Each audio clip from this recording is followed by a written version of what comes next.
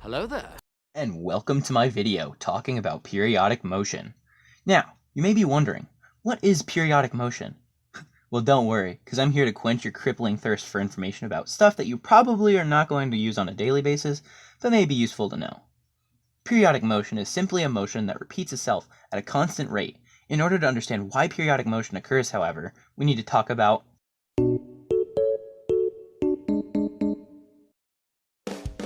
According to tutorialspoint.com, the main cause that results in periodic motion is the law of inertia. This means that an object in motion or at rest will continue in that state until a force is applied to it, like gravity or your finger.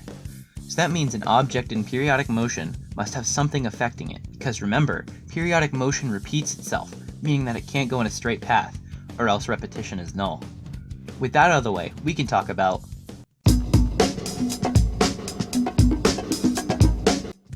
the rate at which cycles repeat is called frequency. This is measured in cycles per second, or hertz. As you can see here, this graph shows the periods at which the pendulum reaches its max height and then proceeds to drop down again, gaining inertia and then swinging in the opposite direction, all while maintaining the same stopping periods. The straight line on the graph represents time, so scientists can easily measure the frequency of cycle per time given.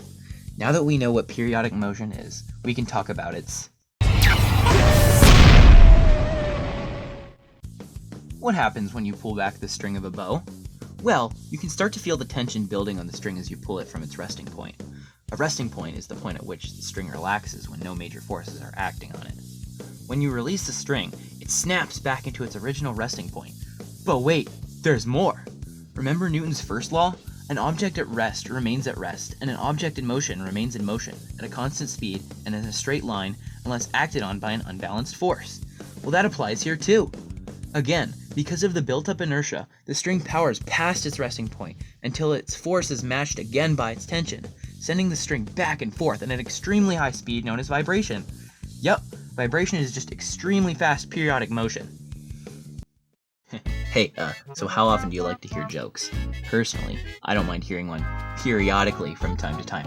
Oops, sorry, didn't mean to dampen your moods. Alright, enough jokes. Let's get back into the swing of things.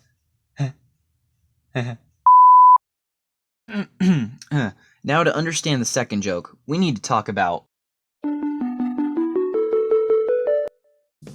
some things, like inertia, need to be slowed down, or else everything would be flying around the earth and never stopping.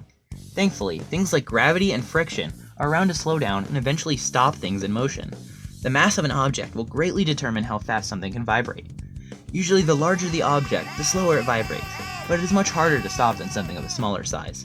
The term damping refers to the effect of friction on a moving object that slowly causes an object in periodic motion to come to a halt.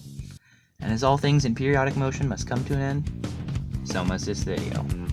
So thanks for watching, guys. See ya.